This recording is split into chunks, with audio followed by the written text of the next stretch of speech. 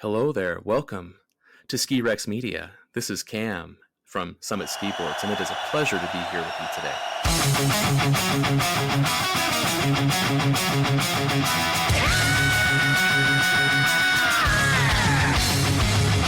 If the slopes under the skies, fury rushes on mountainsides. Snowy paths and frosty dreams. It's more than sport, it's what it means. Ski Rex Media right away. Snowy thrills, it's what we crave.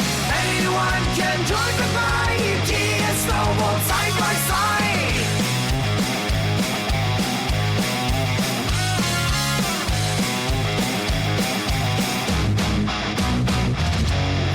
Drivers to season pros, farmers peace with the power that blows. Interviews, sensory shit, that is icy juice, we're prepared. Ski Rex Media, feel alive, every gotta feel the drive. Join the crew and shred the ride, ski and snowboard side by side.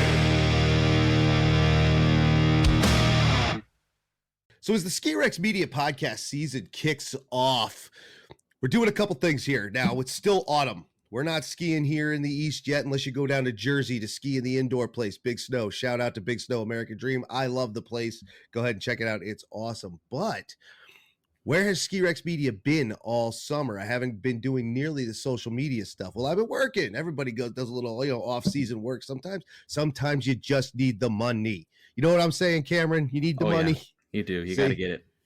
He knows. Now, here's the beautiful thing. So this is Cameron Cox. Now, how you doing, Cameron? Great, man. Great. Wonderful being here. So, well, you know what? We'll do it like this. This intro's got a little quicker than I anticipated. That's the problem when you shoot from the hip. Not everything works out the way you plan, but that's okay. That's how I do it here. That's the way I roll. So, Cam, we're going to start off the way I usually do anyway. Like, tell us who you are and what you do. All right, man. Well, I'm Cameron Cox. As said, I do a lot of things. I've been a mental health counselor for the past decade, and just in the past few years, I've started working with an incredible skiboard company called Summit Skiboards. And I've also been a semi-YouTuber for the past maybe 4 years or so. And so now I'm just doing the product marketing for Summit Skiboards right now, and half-time doing my counseling work. And it's been a blast, just a lot of fun. And I'm super hyped for this winter coming up. I am too. It's going to be awesome. This one's already looking to be great, depending on where you are. There's already been snow flying around, even more so in Europe. Austria has been destroyed. Unreal. Right? Unreal. 6 feet? Or something like that? Yeah, they got like 6 feet in a weekend in some places. Like ridiculous amounts of snow. So if that's going to be is that the sign of things to come? Who knows? I live in New England. You never know what's going to happen. So True. But here's the beautiful thing. Cameron, as he said, part of Summit Skiboards. Great. Awesome. I love skiboarding. That's why Cameron's on here. We talked about this probably, I think we started talking about it at the end of last season, right? Was that about right? Yeah, around March, April, something like that. Okay. So we start talking about it because I enjoy my ski boards. I love them. And, I still think it's kind of a fringe discipline. Discipline isn't really the right word. Just fringe equipment. They, even since the 90s, we're a small amount of folks who do it. But I was like, gee, I would like to get someone who's into it, on the podcast. And Cam, he accepted. Awesome. Great. Now we're talking about setting up. He says, hey, I got a YouTube channel. Here's my YouTube channel. Awesome. A lot of inline skating content. I work in the rollerblade warehouse, or in a rollerblade warehouse. Yeah. It's kismet. It all works together. I know. It's a lot of fun. I love logistics. I do. So that's what we'll do. Before we get into the ski board, the snow sports part of it, because I posted a video the other 3 weeks ago. Well, by the time this come out, it's about a month ago. On Instagram that said, hey, look, I'm trying to skate again because I haven't done it since the 90s because I jacked myself up in the 90s. I'm not good at it. Sure. I'm not good at it. I have gotten hurt worse skating than skiing, bottom line. Oh, for sure. But it all works out because rollerblade day's like, hey, your work here. Here's a pair of skates. I was like, I could just have a pair of skates? It's like, yeah, take a pair of skates. I was like, awesome. We're getting back into it. Oh, my goodness. I Amazing. know, right? So let's start there. Let's start with inline skating. Now, Yeah. a lot of people, and including Rollerblade, if you go on the Rollerblade website, you can see, and shout out to my friends and coworkers and colleagues at Rollerblade and the Technica Group warehouse and the office folks up there as well, not just the warehouse, is the ski to skate piece of it. They have a whole thing on their website. I just watching a video talking about using pump tracks to off-season train for bumps. Yes. Perfect. Excellent training. So how do you feel about the whole ski to skate idea, especially when it comes to skates versus skiboards? Oh, yeah. So funny enough, that was actually the skate to ski program with Rollerblade was the program that actually got me back into blading in the first place, because I skied for quite a few years, and then the pandemic hit, and I hadn't bladed since the 90s as well. And I thought to myself, I got to do something. I'm going out of my freaking mind being here at home, not being able to get outside as much. And then I rediscovered blading through one of the skate to ski program videos. And I saw a guy carving down a paved road, and I thought to myself, oh my goodness, that's wild. I had no idea that you could just go flying down the road and do a parallel stop and all those things on blades, because that, my memory was just from being a kid in the 90s. So my mind was blown. I got back into it, and then I discovered a newer form of inline skating called wizard skating. And that changed everything for me too, because it suddenly, you went from these, they started making these big wheels back in the maybe the early aughts to mid aughts. They started getting into these tri-frame things where you have like these 110 millimeter urethane wheels that go way fast, and that was cool. Those were actually my very first skates. I got some of the Rollerblade skates. I forget what the model is called, but it was one of those tri setups. And then I found these wizard skates, and what happens here is it takes these big wheel frames and it's rockered. So the front and back wheels are slightly elevated, allowing you to have a little bit more of a ski slash ice skate feel on your blades, and where you can spin and pivot and do all kinds of tricks all over the place and try various moves and get just super creative. And so I got super into that, and that's actually what led to me having a YouTube channel eventually, Cam Good Times, and I just started getting all funky with it. And funny enough, that's what then led me to eventually get into skiboards. There you go. And so started with skis, went back to blades, then skiboards were just such a perfect mix between that ski and blade feel for me. And that's a beautiful thing, because we're going to come back to that, because I have questions about that as well, the connection between them. Because well, you know what? Heck with it. Let's go all over the place. It's first episode of the season. We can do this. Let's do it. Let's do it, man. When I've talked about this with people, when I'm out on my ski boards, we talk, I end up talking to people about it. And I was talking to one guy in particular. He said, inline skating is very similar. I was like, is it? Because I didn't think so, but I also am not good on skates. I never was. Here's the funny part. Cam says he hadn't done it since the 90s. I haven't done it since the 90s. Go watch his videos. It looked like he'd been doing it since the 90s. Go watch my video. It looks like I had never done it before, period. Oh, that's kind of you. Thank you. Well, I'm saying, like, the last time I skated, I remember I fell wrong. I put my hands out in front of me. I did it because I wasn't wearing any pads and I wanted to save my knees. Oh, yeah. So I sacrificed a wrist and I broke it. Oh my goodness! Oh no! Second bone I'd ever broken. Oh yeah, it was a good one, man. It was something. It didn't really hurt, but I couldn't use my wrist at work by the end of the night. It was very strange, but I decided to get back into it because of my skiboarding. So, do you feel, since you have done both and have excelled at both, that they are as close as people have said? Because again, for me, it's like I don't know it well enough to say. But you do. I would say the main difference is with the edging. I mean, obviously with the skiboards, they tend to be wide and fatter, kind of like a really fat ski in terms of width.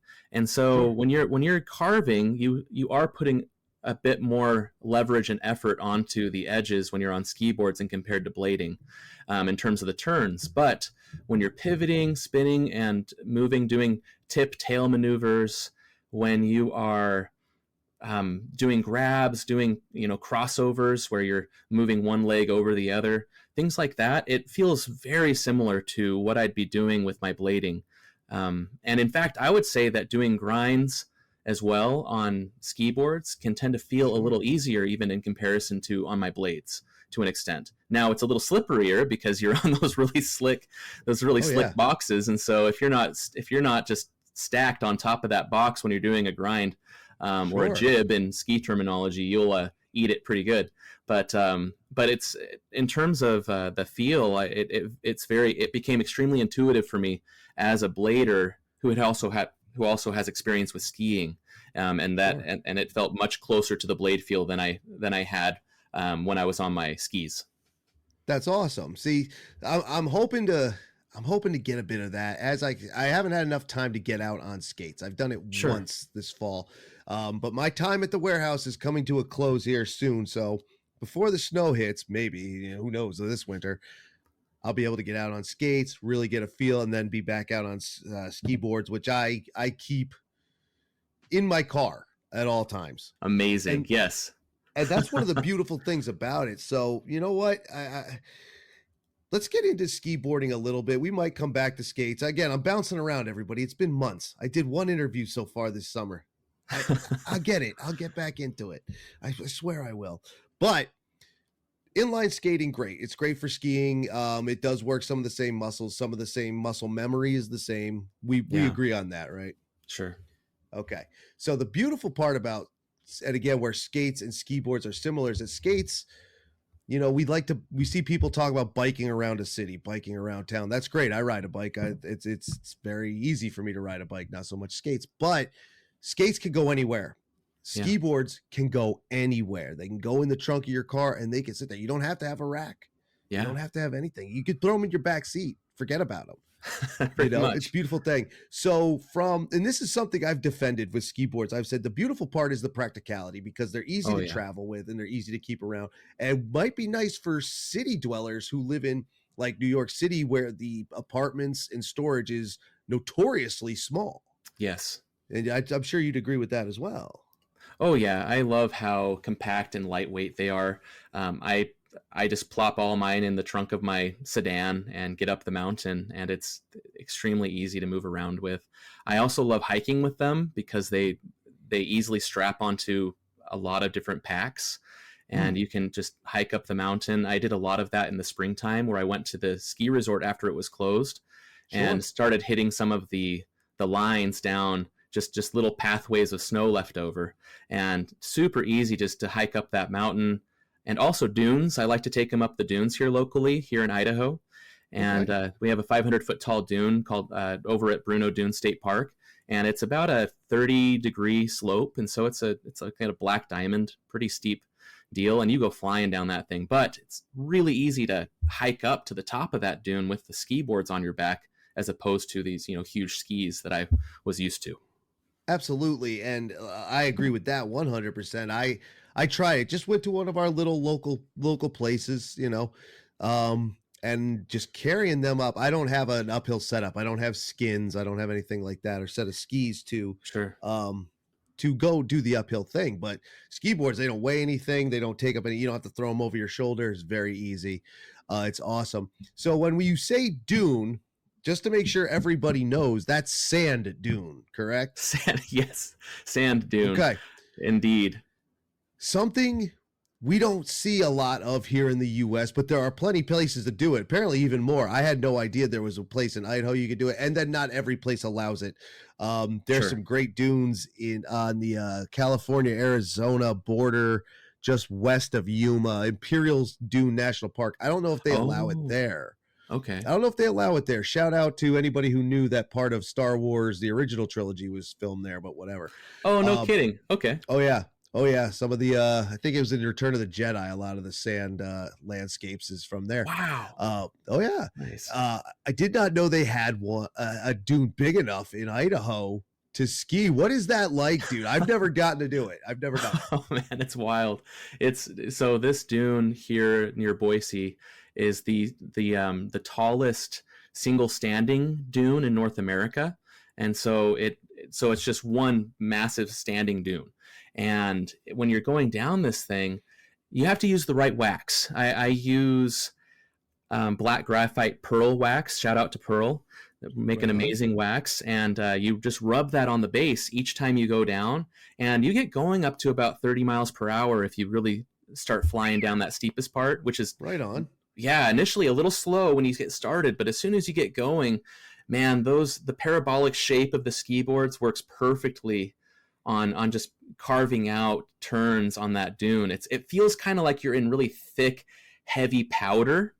And so it is a little bit more challenging initially, and you have to sit back a little more because there is a bit more resistance with the sand. But as soon as you get flying, you get going so fast through that, and it's a thrill. It is my very favorite thing to do in the summertime when I am desperately in need of some good shredding moments on the mountain, and I do not have them yet.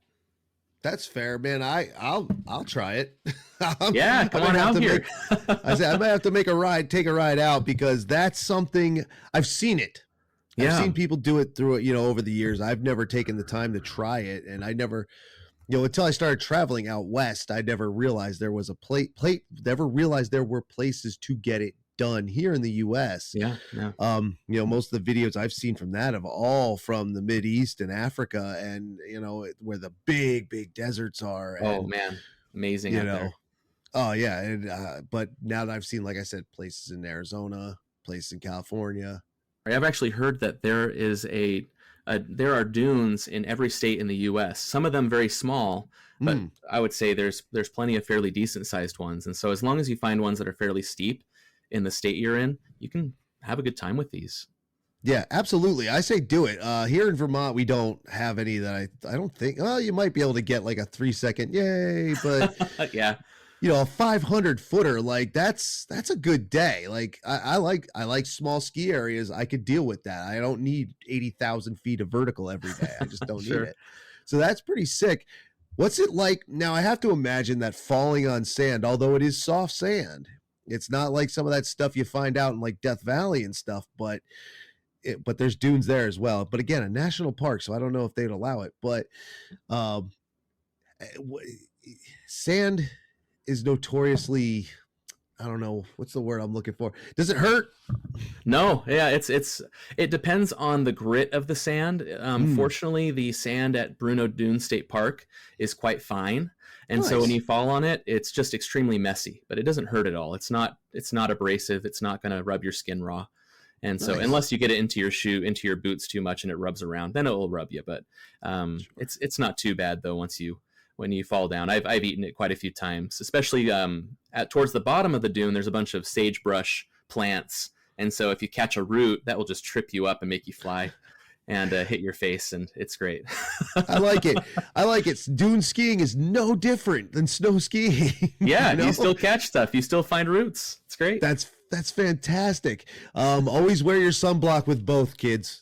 Oh, goodness. Winter and summer. Yes, always wear it. Ski Rex Media, big fan of the sunblock. That's really awesome, dude. You sold me. You might have sold a few other people to get out there and do the sand dune thing. That's pretty sick.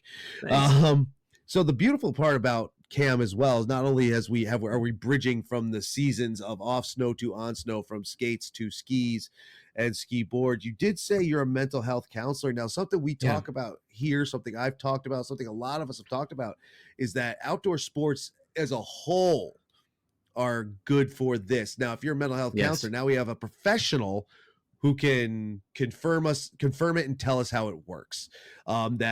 But as a whole, outdoor sports and then snow sports, not specifically as just snow sports is the best. It's just that I talk about snow sports. These things are great. It's my favorite, at least. There you go. Fair enough. See, we're here. We're doing it. So I would assume you would agree with that for the mental health aspect, that snow sports and being outside in general and participating in these activities is a good thing. Extremely, yes. There's a lot of research that indicates there being a extremely beneficial aspect to just being outdoors itself. Oftentimes we're a little too cooped up indoors. We're not getting out much, but being connected with nature, for one, is extremely beneficial. It shows a lot of impact with overall sense of peace and happiness in one's life. It makes it a lot easier to work through things like depression and anxiety. And then when you throw in snow sports and you're moving around, getting that body going, feeling that rush, and also just feeling that sensation of turn and movement, that also offers up quite a lot of pleasant sensations and experiences for the mind and body. Sure. It's extremely beneficial too, in terms of this idea of bilateral stimulation, which is something that's used in EMDR therapy for trauma and other things.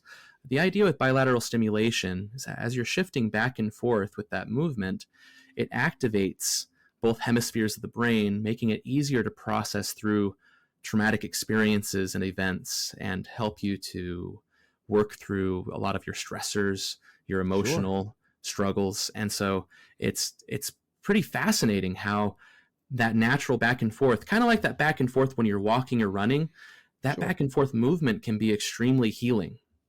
And so not only are you outdoors and getting this wonderful experience with the mountain, the clean air, and just seeing the beauty of it, you are also experiencing the sensation of movement that tends to help lower those stress hormone cortisol levels in the body, help you to process through the stress of the day. Or you're having a difficult month, well, you get up there on the mountain, that can help alleviate a lot of that tension and perhaps make it easier to process through some of those struggles that you've been going through mentally.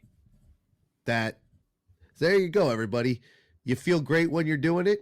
You use it to blow off steam. Now you have a scientific reason as to why. Yes, that's do it. Awesome. Yeah, do it. Get out there. It's not just fun. It's gonna help you, and a lot of us do. Like I talk to people all the time who are like, dude, I have dealt with depression or anxiety disorder or whatever it is. They've been to their doctor, they've been to other professionals, they're using a maintenance medication or whatever, but they say it all works so much better when they can take a day out on the mountain. Yes. Yeah. It's a great part of it's a great thing to add into any form of self-care that you're using, along with just trying to keep a balanced life.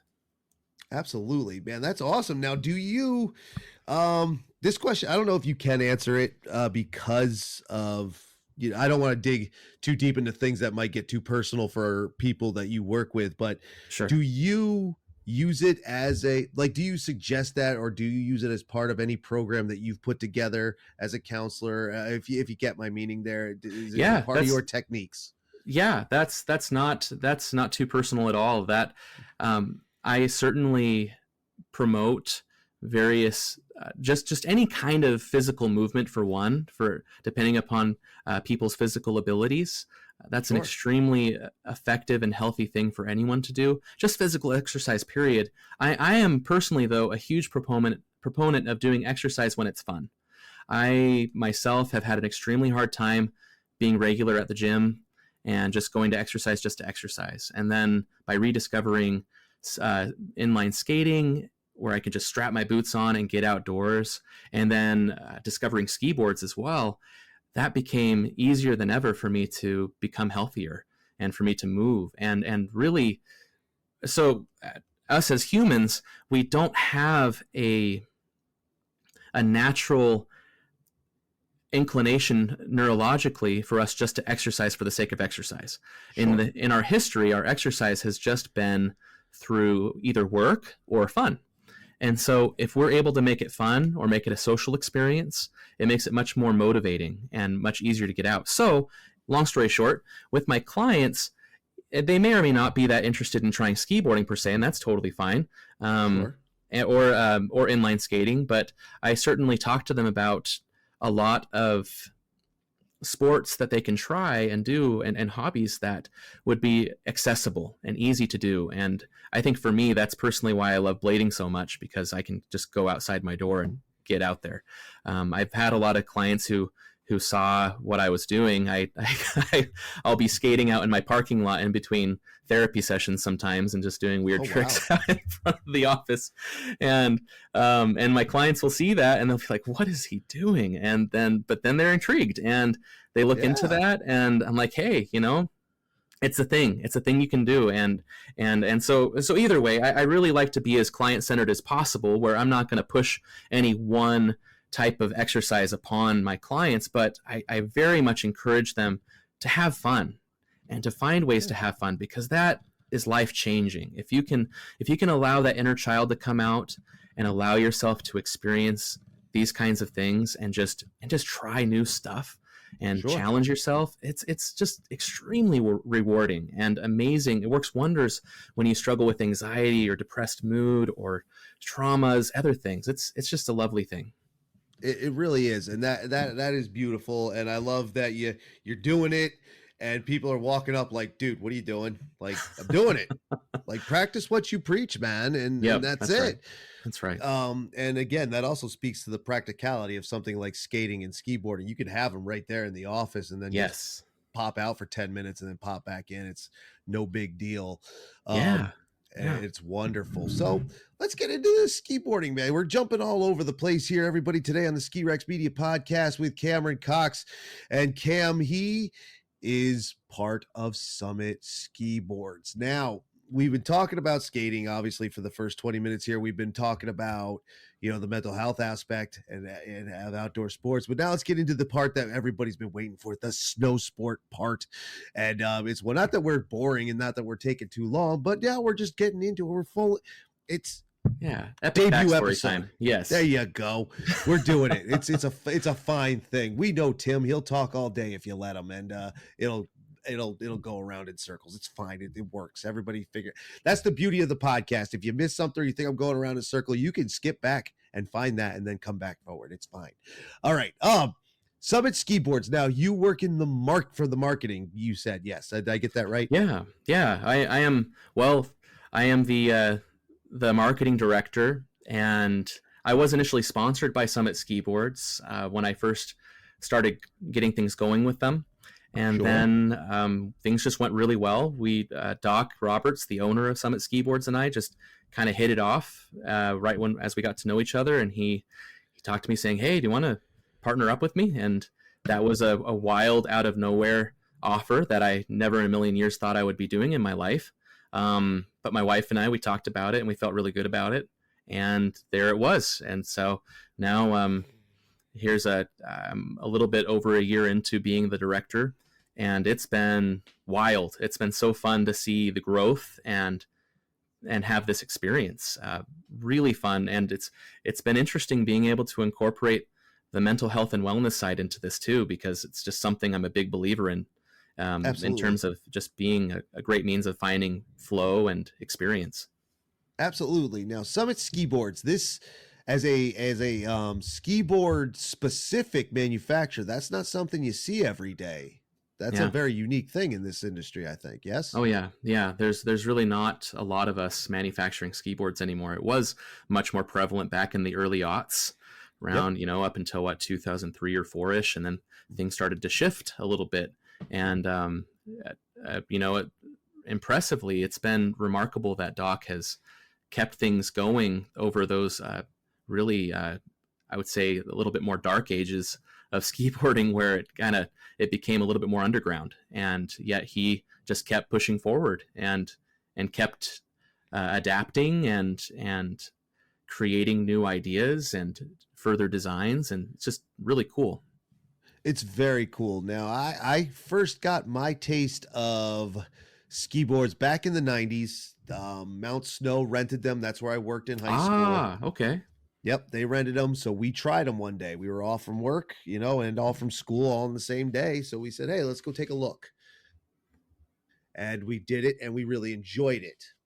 Probably the following season, I bought my first pair at skiboards.com, which we'll get into as well, I'm sure. Many, many years ago. Still have that pair, actually. I haven't given them up yet. Oh, yeah. Those one grooves, of these days I got to... Aren't they those grooves that you have? Yeah. That's exactly what they are, actually. Oh, very good. I think you're right. And they're the ones I have. Eventually I'm going to retire them, maybe this season, who knows, but and get a new pair. But it's a different experience, and that's one of the reasons we wanted to try them back in the 90s.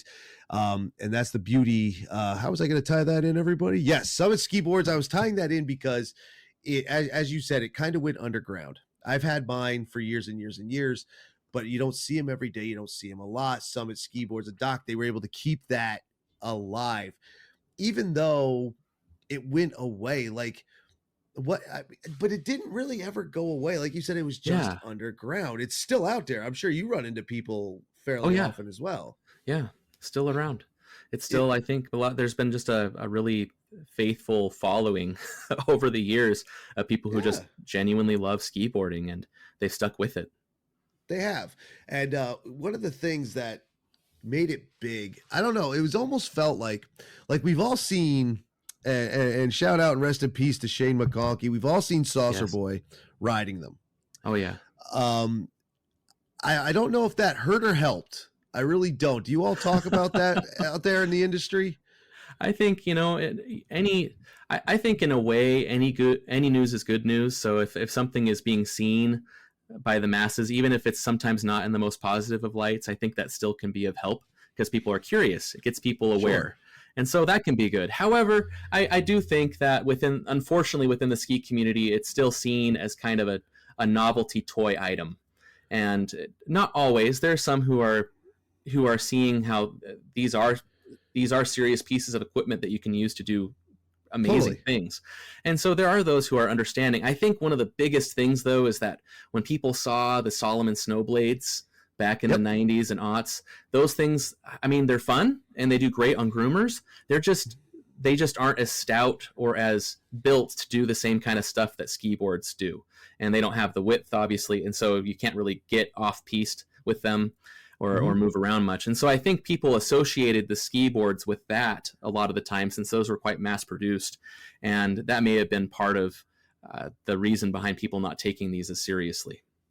Maybe. I would say that. And I would say there was, geez, as the 90s turned to the 2000s, as you said, there were those, you know, we have the skiboards, we know it today. There are those Solomon things.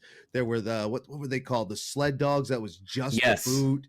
Yes. If anybody remembers that, I think they came back around a couple of years ago, actually. I don't know, but I'm fairly certain there's got to be a collector somewhere who still has a pair of those.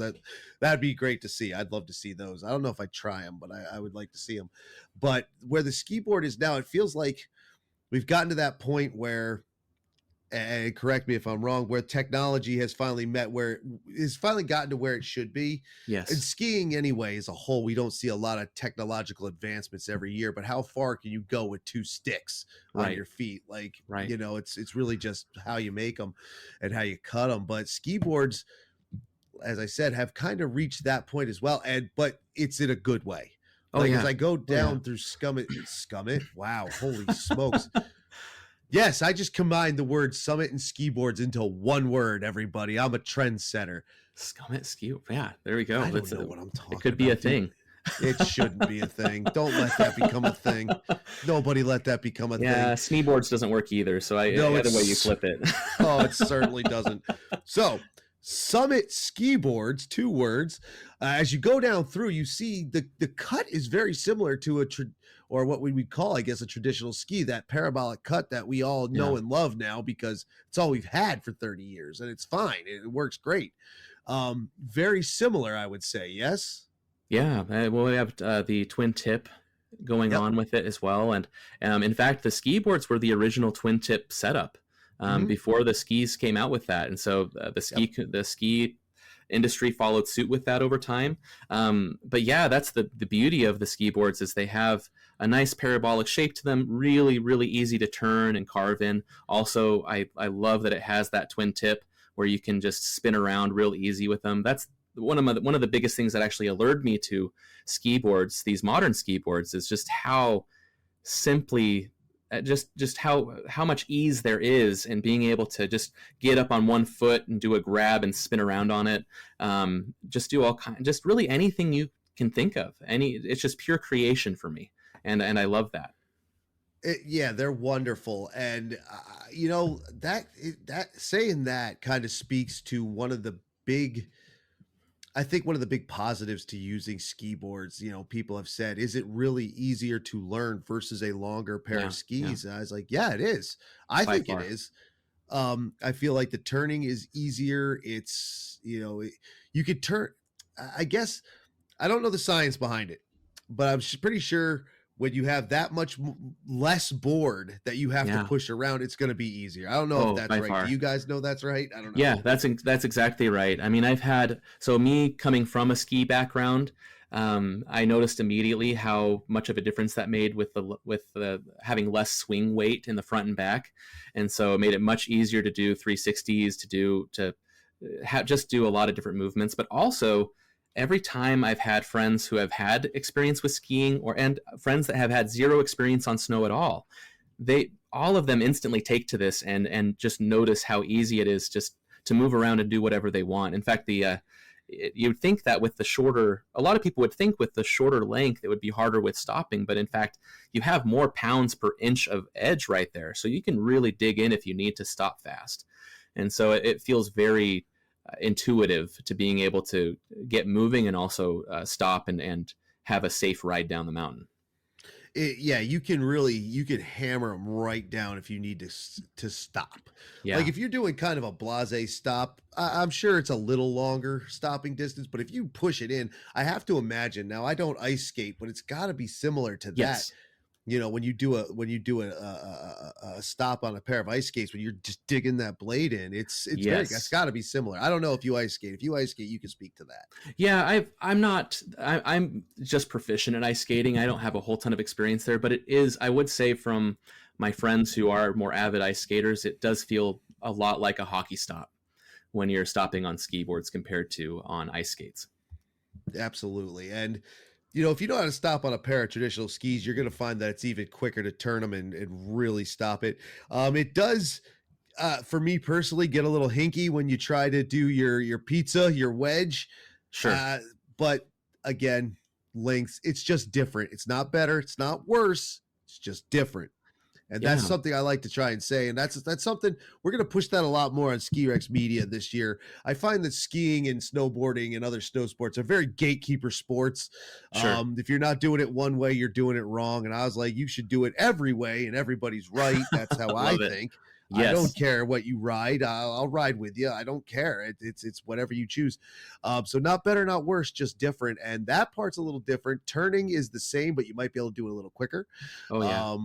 I feel like I could probably, if I went back into bumps, could probably hammer bumps quicker on a pair of these than I could on that's what I think. I haven't done it in a while. Incredible on bumps. I freaking love these on bumps because you can just do like 360s on the top of the bumps as you're going down. You can do, it's Doc is talking about he's had buddies who have had a really easy time going fakie or switch on bumps going down the mountain. Wow. And because it's just so maneuverable. And so it's a blast, man.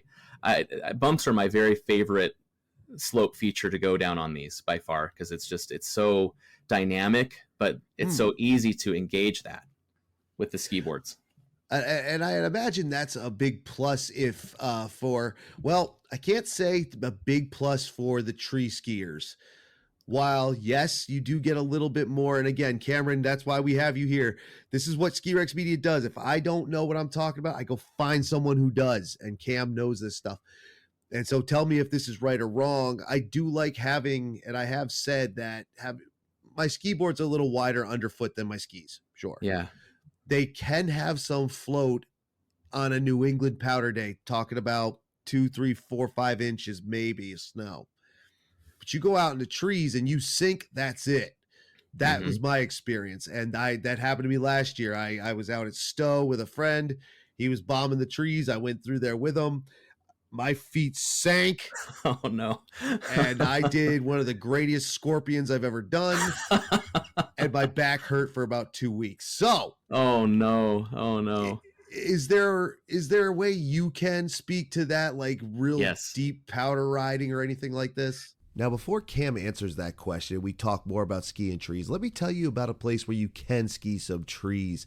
That's right. Once again, the Ski Rex Media podcast is brought to you in part by Whaleback Mountain, my home mountain right up the road here. It's not far from where I live. It's not far from where I work. And it's awesome. I love Whaleback Mountain and they love Ski Rex Media and it works out very well. If you want an awesome mountain that has everything you're looking for in a small package and super accessible. And what I mean when I say that is that Whaleback Mountain has its own interstate exit 16 in Enfield, New Hampshire. It's like the big game off that exit. It's one of the only things on that exit. It's amazing. If you want good pricing, their tickets are less than $100. They're less than $70. They're somewhere down around the 50, 60 range. You could do a lot for a little at a little place that has all kinds of terrain. It has groomed terrain, natural terrain, every type of terrain you want, including trees, some tree areas that people love so much. That's the only place they go on the mountain. It's wonderful. Check out Whaleback Mountain at whaleback.com and then come visit us at Whaleback Mountain up here in Enfield, New Hampshire. The Ski Rex Media podcast is also brought to you in part by Embrace compression leggings. Last season we had Jeff from Embrace on the program, and he said, hey, these leggings are awesome. They make you feel like your legs feel great when you are out on the mountain. He's not lying. I love them. I've always loved them. I wear mine every single time I go skiing. They have built-in knee support. They have built-in hip support. They have some back support. It is wonderful, and it can be used as a great base layer too. It's pretty awesome. You can stay warm and keep your legs feeling good, your back feeling good, your hips feeling good, with all kinds of other little things that just make for a great big experience, some of which are female-centric. That's right, ladies. Shebby Alcott, female professional Olympian from the UK skier, helped design these. And she's like, hey, we need to add a couple things in because ladies' bodies are different than men's bodies. Am I right? I'm right. Of course I'm right. Check it out, embrace.com, IMBRACE. And coming soon, the code that Ski Rex Media has will do something a little different. We'll get into that as it happens, as these changes happen, right? But that doesn't mean you should go take a look. Then we'll get you the new code that will get you something when you buy yours, right? Right. Okay, we've talked about that. Let's go talk about tree skiing with Cameron Cox. Cameron, what do you think? Yes, that's where the improvements and innovations in skiboarding have come a long way, I would say, since the early aughts and 90s. We now have some really solid rockered options where it's a kind of a rocker camber mix, especially like the Invertigo 118s, 118 centimeter length. The Grooven 106s are some of my very favorite. It has a nice wide front shovel to it, and at the same time a really gratuitous early rise rocker on the front and back. And so what that does is that really, it feels like you're on a water ski in a way, because water skis are fairly short, but it has that nice rockering to it, and you can just float through that powder and glide through it no problem. I've been through, upwards of 2 feet in POW on these, and you just, all you have to do is just put a little more weight on your heels than you would on traditional skis, and you're able to just have nice stability and carve through that powder like no other through the trees. And it is just a magical feeling when you get to experience it. Aha. So see, Cam makes a good point there. My boards are old. I'm talking 20 years easy. So new advancements, new technology. It's funny you said the Invertigo. That's the one that's actually on my screen, like that row. It says Summit Carbon Pro, Invertigo 118. That's the row that's on my screen. So there you go, kids. It is a possibility when you're talking to somebody who knows what they're talking about and has used new equipment. My equipment is old. It's time to get new stuff. It absolutely. So there you go. That would have saved me a lot of time and pain if I would have upgraded and known what I was doing. So Summit Skiboards, man, you obviously, if you're marketing them, you must know something about them. You said you liked a couple of them. Let's talk about what's good for who. Now we talked about how ski boards are great for learning because it is easier to pick up. I think it is. You think it is. Many in the community think it is just easier to pick up than using a traditional ski or a traditional longer length skis, talking 150, 60, 70, 80 up to, if you're still running 200s, awesome. But, I'm not running 200s anymore. That's for people stronger than me. What do you think? So say a beginner comes up and it's like, hey, I want to try this. This is something. What do you got? Well, we have, if someone is an absolute beginner into the snow sports, they can do well on quite a few of our lineup of ski boards regardless. But I would say the ones that are the very easiest to pick up on are the Easy 95 centimeter ski boards, as well as the Easy Rider 79. Both of those are a little shorter, and they're a little bit narrower in the waist, and so it's a little easier to get them up on edge, and they have a bit more flex in them compared to our other lineup of ski boards that are really made for just charging through slush and pow and everything. And so they're a little more forgiving underfoot. And so I've had my sister, who's never tried snow sports before, try the Easy 95s, and she had a blast.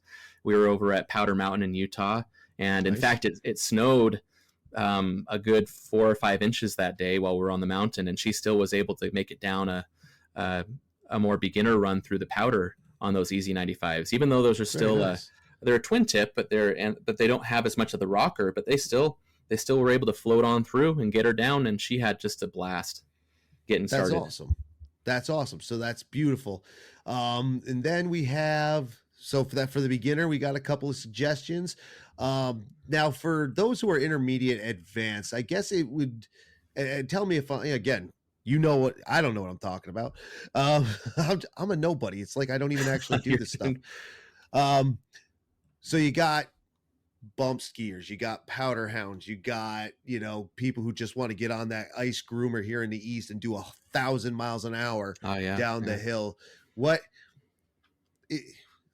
How would you address each of those? Like, are the Summit offerings that specific? Like, hey, these are good for groomers, these are good for powders, you did mention a couple that were good for powder, but these are good for going faster, these are good for freestyle, things like this. How would you address that? So there is definitely a lot of crossover in features between a lot of the models. However, there are certainly strengths that some of the models lean a little bit more towards than others. And so in terms of just flying down the groomers, just booking it, getting awesome speed, I would say the Carbon, or rather the Bamboo Pro 110s and the Marauder 125s, those in particular just go flying. They're just a nice cambered twin tip, just classic shape, and they just rip. They go flying down those slopes so fast. I would also say that with the Invertigos and Carbon Pro 118s, they're both the same shape. They just have a different top sheet that adds a little bit. The Carbon adds a little more stiffness in comparison, but those both just rip. They go flying. And I would say anything over about the 95 plus range, or 100 centimeter ranges, those things, you can go pretty fast. I had my buddy even on the Grooven 106, which is a rocker camber ski board, and he was on Strava, and he clocked himself going 50 down a black diamond on the back of our slope. And so you can go as fast as, really fast enough. You don't really want to go much faster than that anyways. And so you can get flying on those. I would say in terms of acceleration and really ripping and getting just a really deep carve, those longer ones will get you going, and they have plenty of stability and maneuverability even at high speeds. And then when it comes to riding through the powder, I mean, even our 99s and our 96s, those both do really well in powder. I've used both in that way. And I would say though that the ones that shine the most would definitely be that Invertigo and Carbon Pro 118. That's just nice. The perfect length and combo and size, and those are very much a fan favorite for powder shredding. Along with the Marauder, those ones, even though that's not a rockered ski board, it's just long enough that it still just rips, and it has a lot of width to it, and so it glides through the powder quite nicely. And so then, the Grooven 106 and the Skate 96, both of those have that rocker factor to them, and so both of those do quite well in powder as well, with that rock ring added. I think my favorite for all around, for just doing all the things, has been the Grooven 106 for sure. And for ripping through the powder, very much those Invertigos and Carbon Pro 118s. Interesting. See, that's interesting to me, especially these are all hitting over around 100 centimeters, and mine are 88s. That's just what they've always been.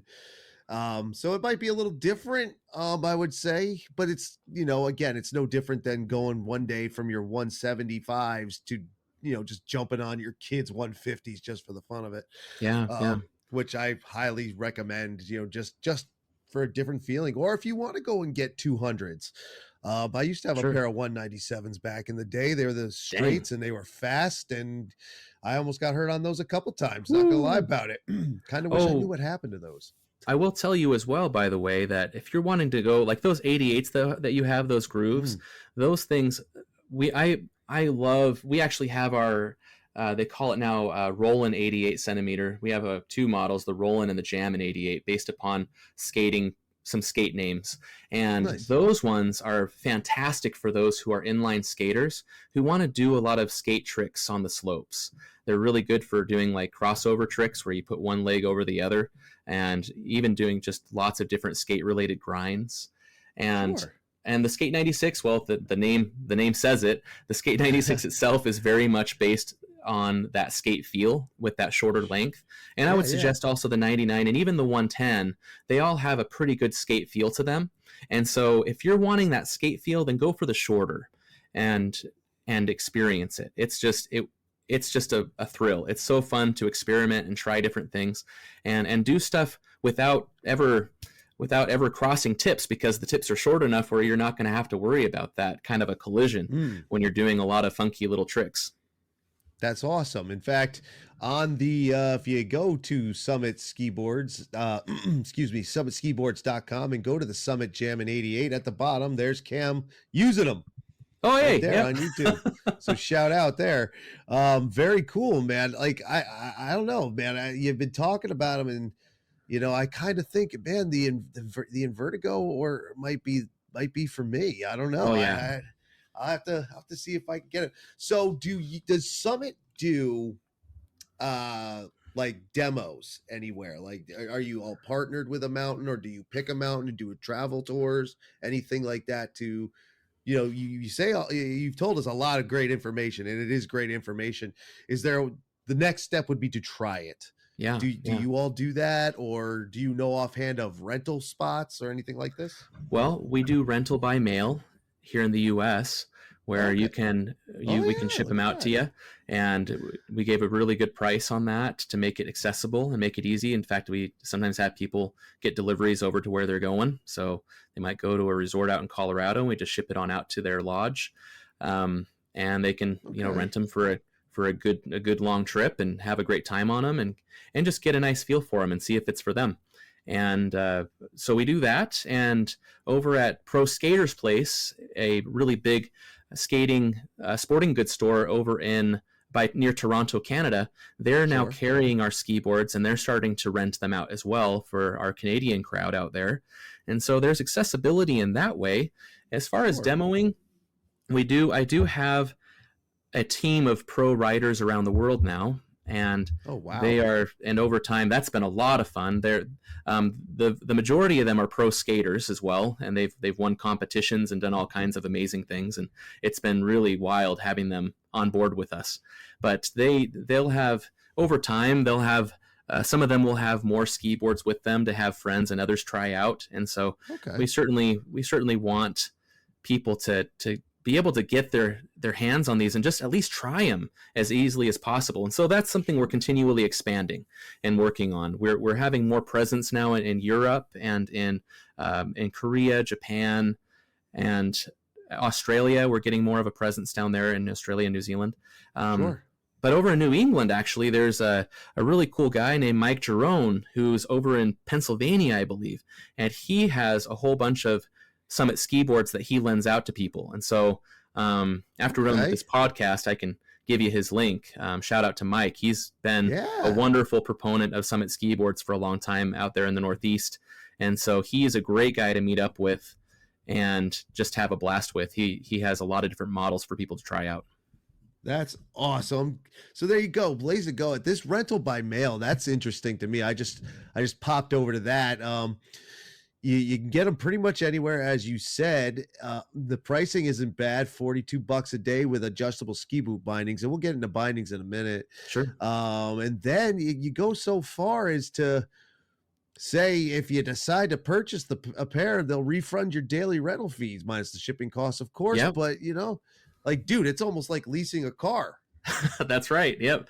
Yeah, we want to make it as accessible as possible because Doc, who also, on a side note, as a skater himself, Sure. he's been extremely passionate about this, and just wants people to experience the pure instant fun of skiboards. And so, what better way than to produce your own and to have to just spread the love. I respect that 100%. So you can definitely get into it. Now the rental ones come with I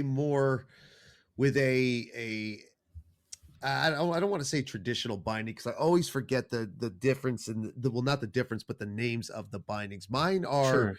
zero release.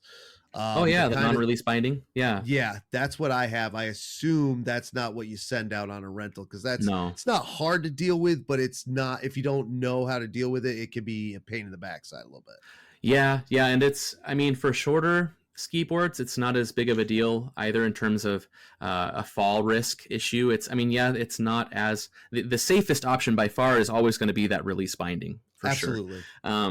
But in terms of the non-release, it can have some applications, but it's not really the type of binding setup that's sought after as much anymore. In terms of the ease of just clicking into the standard release binding. Absolutely. And I can imagine that. Like, I like mine. Mine were made by Bomber. And those are great. Yeah, they're all aluminum, beautiful. Love them. Like 20 years and they still look brand new. Like, it's amazing. Oh yeah. But if you're not accustomed to using them, again, it's not different. All the techniques are the same, but like you said, you don't just step into them. You gotta sit down or bend down and, click them in and do the whole thing. The right length and all that.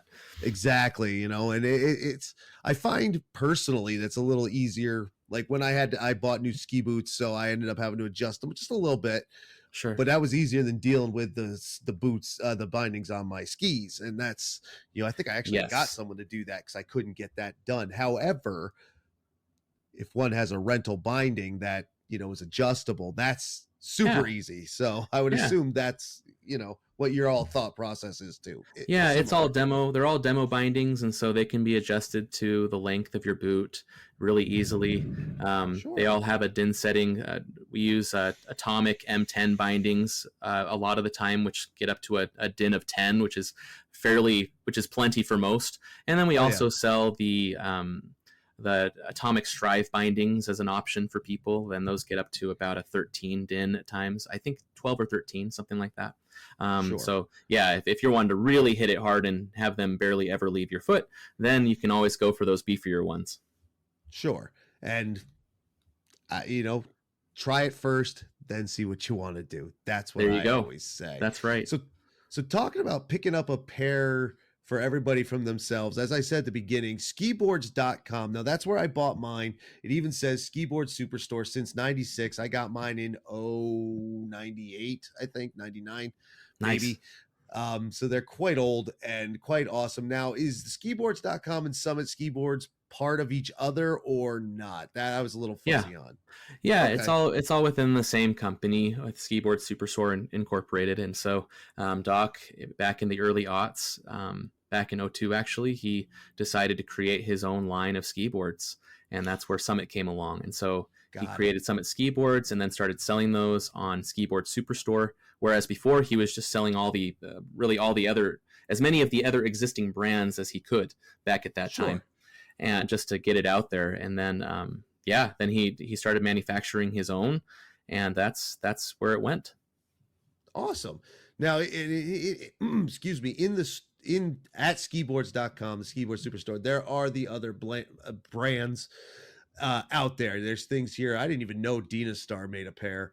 Lawns, a few other things, K2s, a big pair of Bigfoot. Like, you don't see those anymore. I don't know how he still has those, but yeah, he has some of the old school pairs of things from back in the day.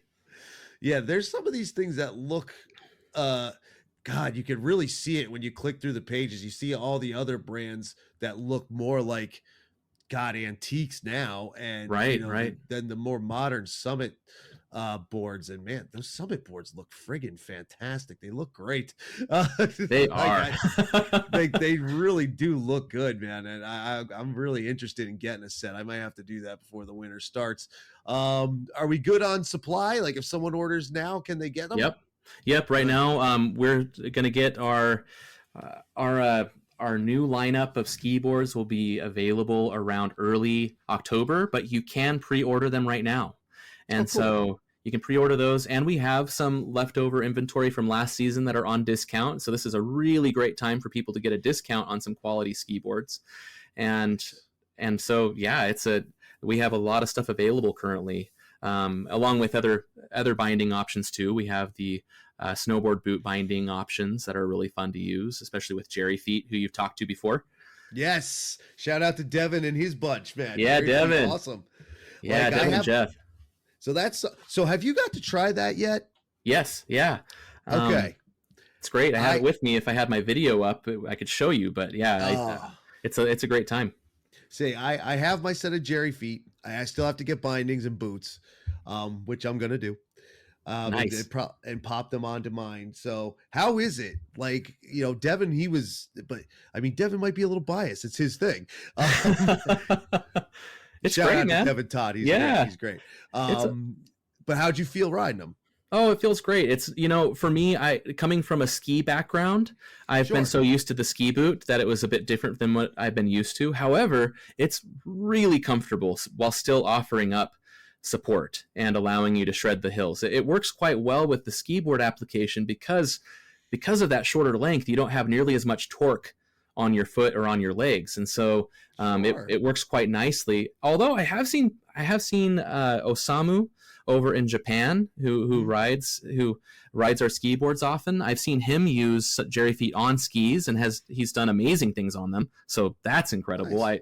So you can use them for skis in any application. But yeah, as far as it goes, I love having them with the Tech 9 snowboard boot bindings that we sell at skiboards.com that have a third upper cuff, give a lot of lateral stability with those three cuffs to them.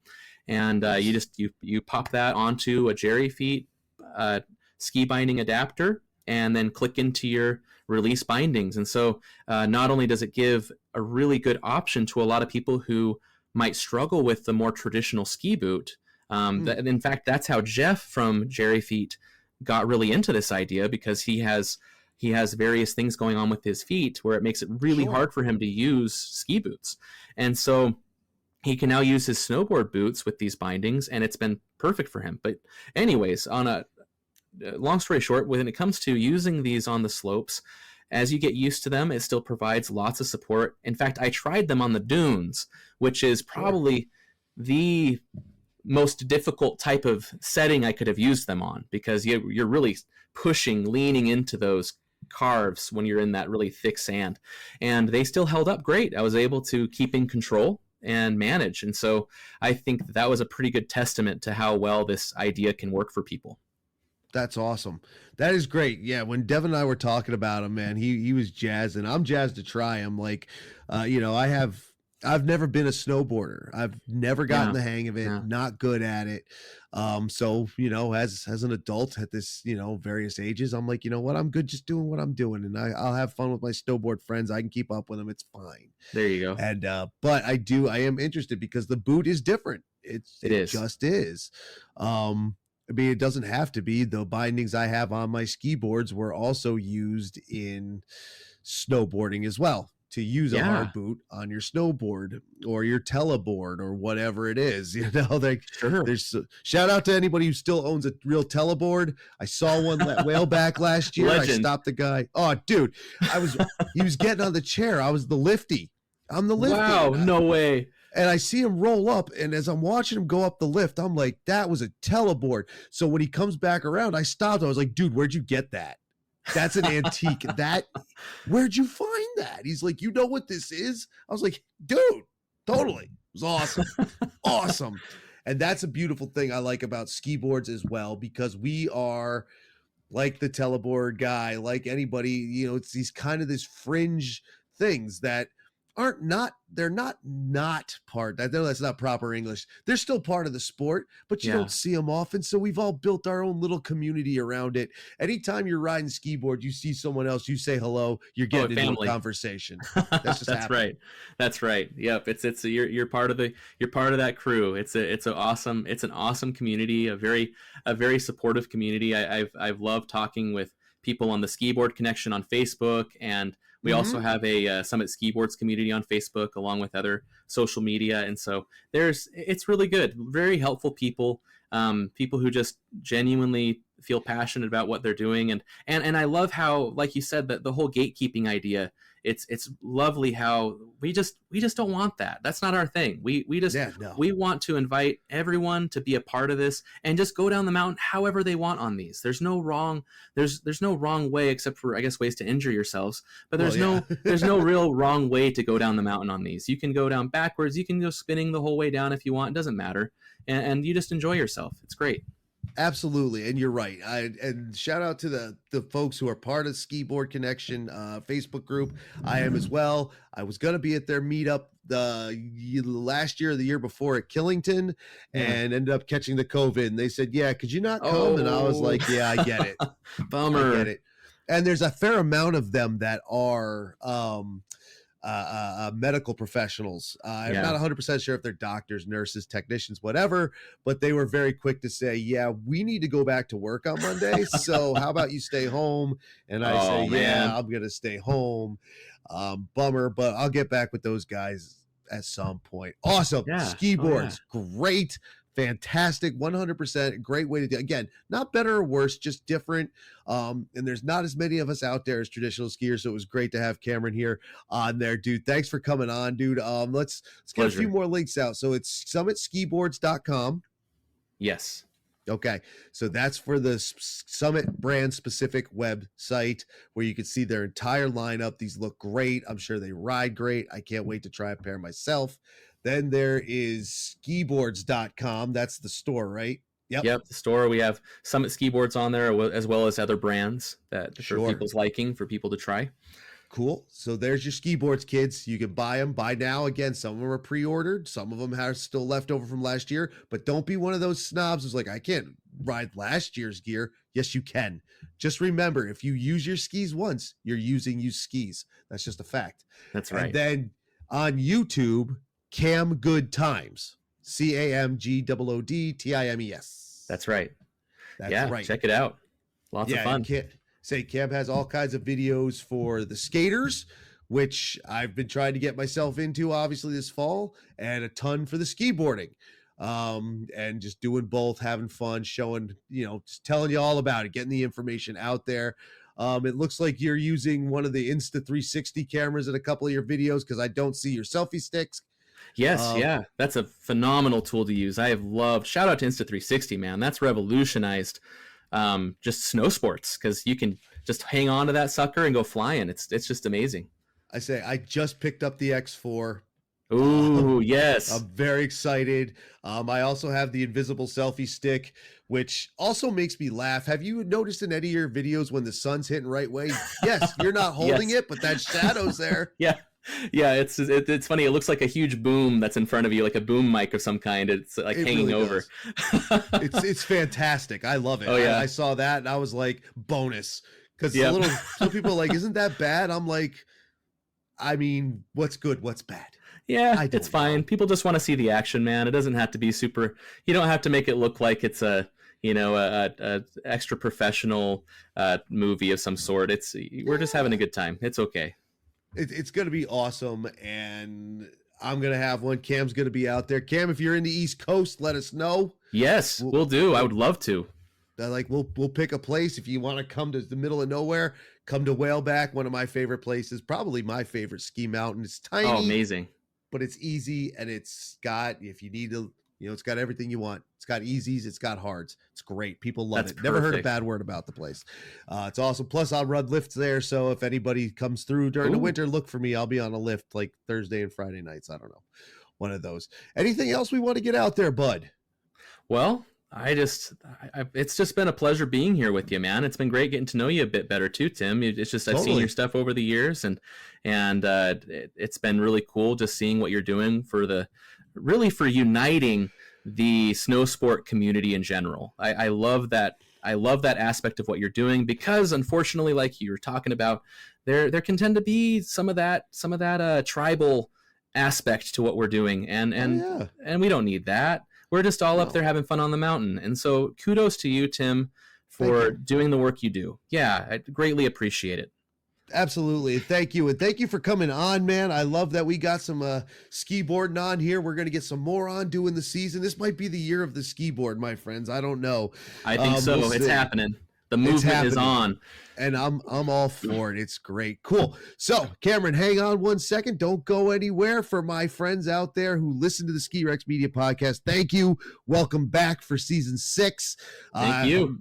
Thank you, and it's going to be great for the listeners. Get out there if you're interested in skiboards. Go buy a pair of Summits. Like we said, it is a skiboard specific manufacturer, so it's not going to be like a secondary product. It is their main product, and they're doing it right and they're doing it well. Cam, thank you again. Thank you, Tim. Appreciate you, man. And there he goes, everybody. Cameron Cox, the marketing director over at Summit Skiboards. A lot of fun that episode. A great way to start off the season. If you want to get a pair of Summit Skiboards, Cameron Cox on from Summit Skiboards to talk about skiboarding, which you all know I love. Let's get some. Let's pick up a set. I picked up a pair. Let's do it. Summit Skiboards, man. You go ahead to summitskiboards.com. The link is in the description. That's actually an affiliate link. That's a Ski Rex Media affiliate link. So if you use that link in the description, I'll get a kickback. How cool is that? That's pretty awesome.